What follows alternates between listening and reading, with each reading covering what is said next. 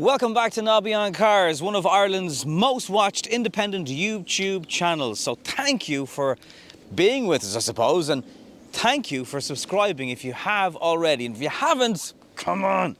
This is the Toyota Corolla Cross, which is basically Toyota's venture with the Corolla into the SUV crossover world.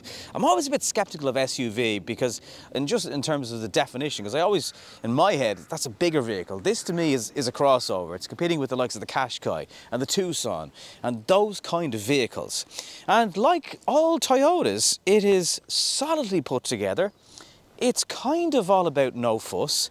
You could definitely accuse the exterior of the car of being a little bit safe, a little bit, I don't know about bland, but there's a nice little flecks of plastic over the wheels to give you a rugged look.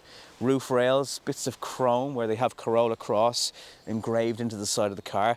There's three different trim levels. The entry one is €39,000. The walk to the next model is an extra €2,000.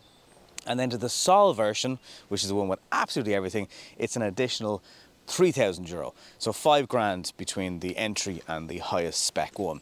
There's a 2-litre and a 1.8 hybrid. Not a plug-in hybrid, just a Toyota hybrid, where Toyota have over 20 years experience in doing these kind of engines.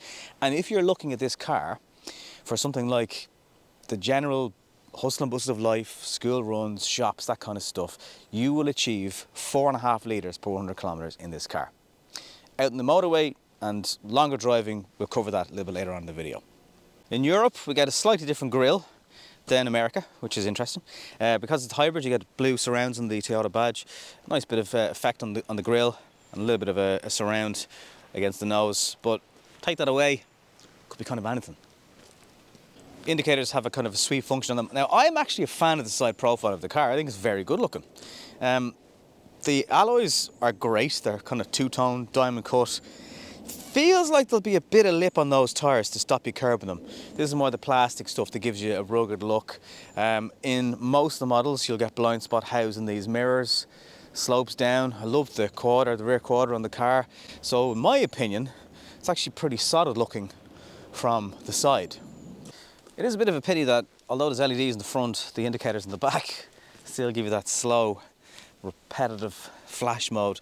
So this is a sport model, as I mentioned. You get more blue around the back, a little bit of plastic with bits of silver. You know, I get the criticism of it's a little bit safe, but I think they've made enough touches to it to just kind of make it look fresh. 436 litres is the boot. It is a little bit on the small side. It is far bigger though, more practical than something like the CHR, which, interesting enough, could actually be one of the Corolla Cross's biggest competitors, never mind going outside of the Toyota brand. Under here you get a spare wheel that you can change to the side of the road. You get a flexible parcel cover, which is great if you've got kids with bikes and stuff, but it is a little bit on the small side. Something to think about depending on how many kids you have and kind of what stage of life they're at in terms of buggies and stuff like that.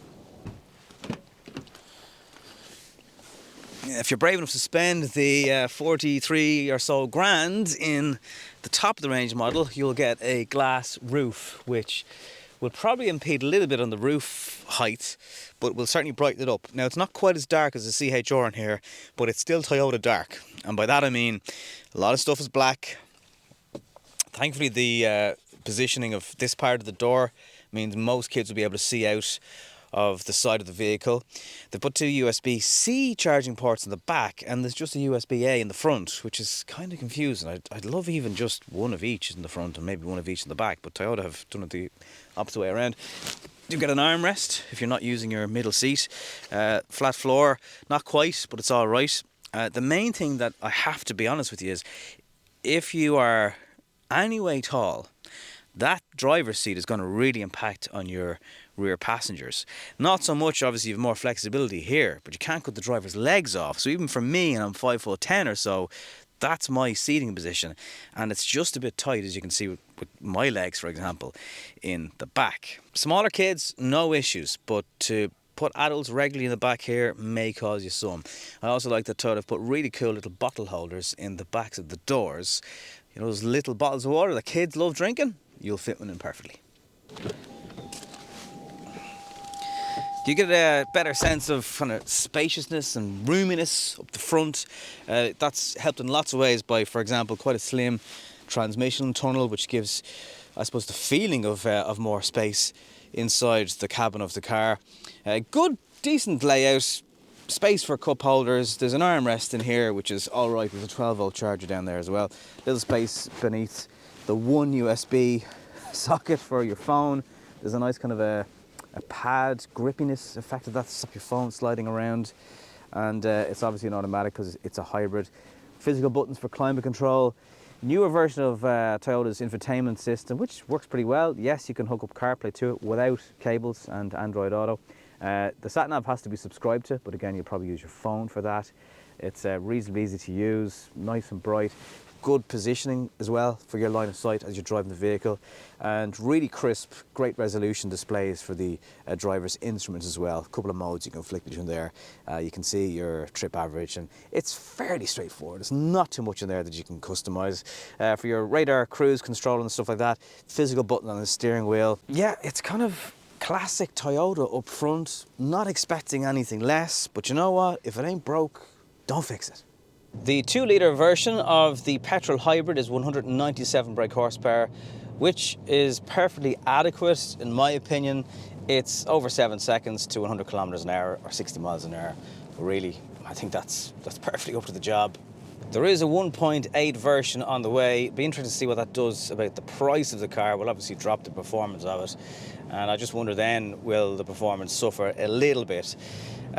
It will live in EV mode as much as possible, so the petrol engine charges that lithium-ion battery and basically gives you a surge away from the lights, a surge depending on how much power you need, and at times you could be even driving on the motorway and be in EV mode, but it won't last particularly long because the battery will deplete, it will charge again, and then the cycle repeats and repeats.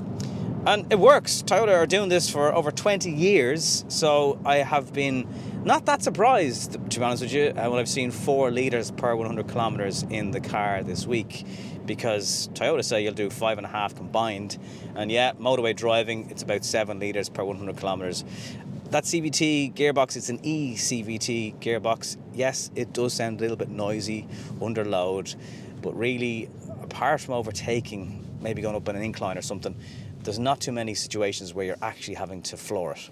So pulling away from a set of lights is actually very, very refined, very quiet, because if you do it with just the right amount of pressure on your foot, you'll pull away in EV mode 80-90% of the time.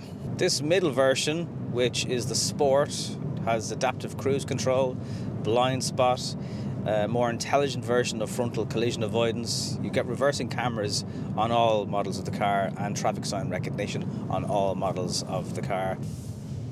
If you want to spend the extra cash in the Sol version, then you'll get wireless phone charging and a panoramic glass sunroof. But actually, in terms of safety tech, if you want all the safety, you just need to go for the Sport model.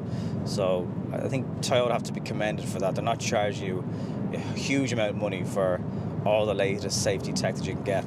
My EV driving ratio is 80% in the car today that I can see.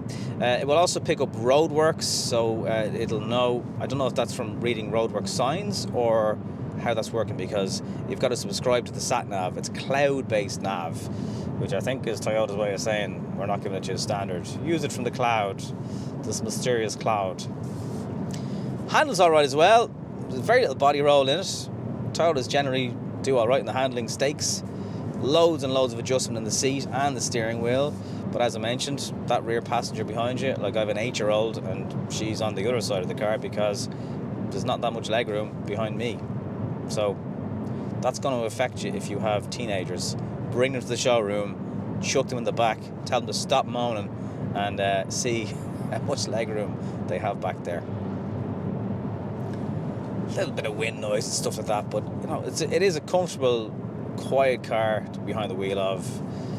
The car kind of takes care of itself. Get a brighter colour in the interior if you can spec it, but all in all, it is just classic Toyota with a different body style for the Corolla. I think the Corolla Cross is Toyota doing exactly what they know best. I can only go by my own experience with the car this week.